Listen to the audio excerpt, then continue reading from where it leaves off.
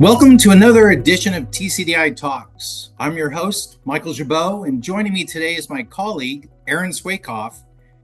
She's a project manager in our forensics division, and today Erin's going to talk about employee data theft. Welcome, Erin. Welcome. Thanks for having me, Michael. Absolutely. Hey, let's start out. Tell me a little bit more about your role at TCDI and your experience with employee data theft investigations, especially. Absolutely. So I first joined TCDI in, I believe, 2021, and I came in as a digital forensic analyst, and I've since grown into my current position as the project manager for the forensics department, still dabbling in the forensic collections, analysis, and reporting pieces. And I'm lucky enough to be involved in other TCDI initiatives outside of forensics as well. So stay tuned for some exciting announcements at Legal Week. But for our topic today, data theft, theft of IP investigations, employee departure, whatever you want to call it, they're a huge piece of my forensic experience. So it's one of the most common projects that we receive in corporate forensics. And I'm really glad we're talking about this today. Data theft situations can have significant ramifications to companies' financial health and legal standing. Well, let's focus in on employee data theft. So what types of data do employees most commonly take when they leave a company? Right. I'd say most commonly it's going to be customer information. It's going to be those client contact lists, proprietary material, so any trade secrets, product designs, product code, strategic documents, so business plans, pricing strategies, marketing plans, as well as financial information, financial forecasts, models, and then other kind of R&D, research and development materials. What are the red flags when we start to detect data theft has taken place? What suggests that employee is stealing company data? Right. I would say you want to look out for a couple things. They're all going to be sort of outside usual patterns. We want to uncover those unusual access patterns. Some logins outside their standard business hours, any kind of mass downloading or printing of documents. They're accessing information unrelated to their job duties. Maybe they're in sales, but we've noticed that they've touched this R&D folder. Shouldn't really be in. They may have used some unauthorized external storage devices, or they suddenly start sending a bunch of emails to personal accounts outside of that, company address, maybe Gmail, Hotmail, Yahoo. All those things should be red flags there. And I see most of this activity centered around that resignation period, whether that's a few weeks before as they're preparing to resign, or even during that 2-week notice after they've resigned. Okay. And once the organization suspects an employee has stolen data, what are the first steps they should take to preserve evidence? Yeah, the first steps are critical. So I'll touch on first this sort of unlikely event where you have this live machine running, and I see this is way less common. I think it was more common in the time where you had everyone in office and everyone had desktops, and you all came and left your machine there. But in the unlikely event that you do have this live machine running, keep it running. It's important. You may be able to perform RAM capture on that volatile temporary data that's lost once you shut it down. Now, much more common, you're going to receive that device back powered off. And so in that case, I say leave it off. Essentially, don't touch it. It's really tempting, I know, you suspect something and you receive this person's device back. It's so tempting to power it on, log in. You say maybe legal, maybe IT. I just want to take a look. I want to take a peek.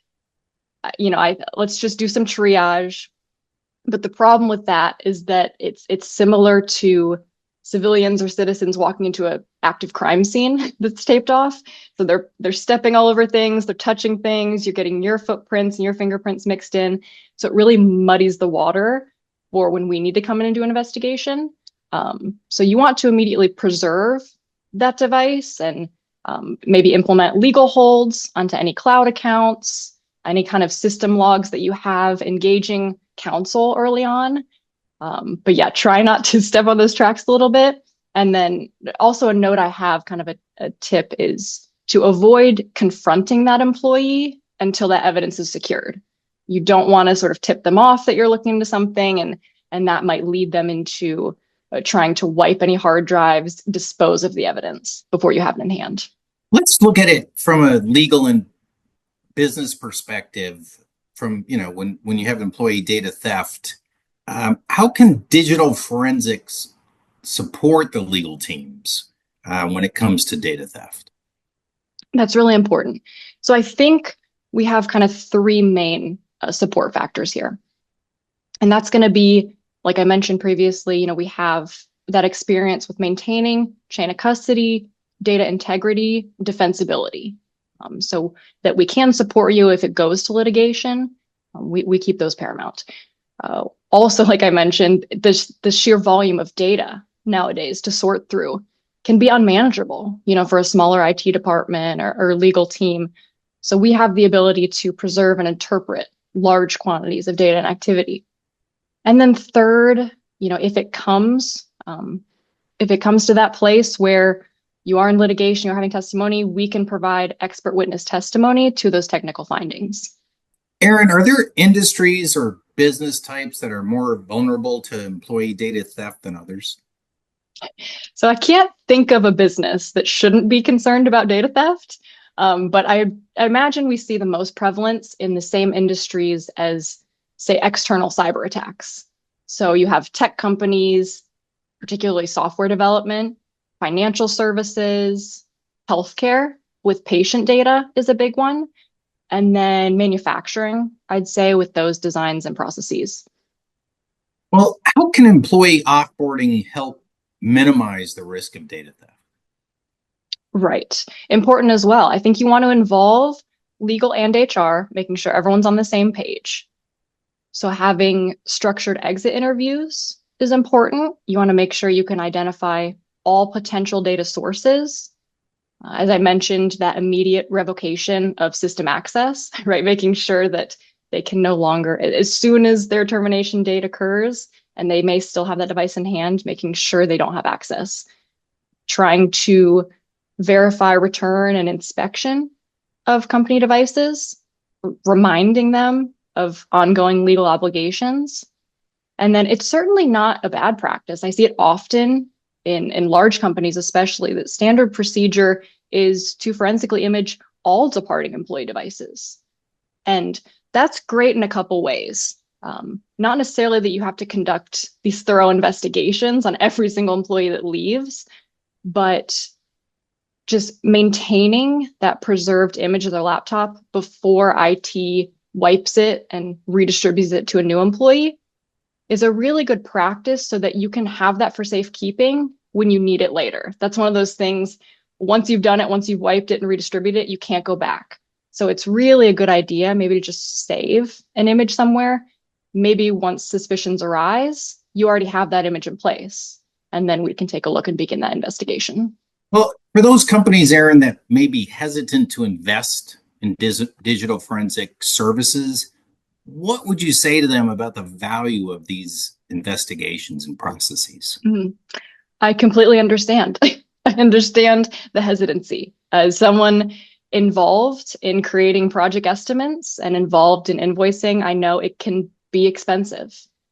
But, I would say you as a client, your business and your business materials best. So I urge you to really weigh carefully the risk of data loss and the potential impact on your business with the cost of these investigations. It's to protect your company advantage and intellectual property. It's maintaining that customer's trust after a breach. Having that name tarnished, it can be really detrimental. Also, making sure to ensure you have swift legal action taken to prevent any further damage. And then finally, you can really demonstrate your due diligence for regulatory compliance. Well, thank you for joining TCDI Talks. If you'd like to learn more about how digital forensics can help investigate employee data theft, check out our white paper. We've put the link next to this video. Thanks again for joining us, Erin. Yep, thanks for having me. Bye, everyone.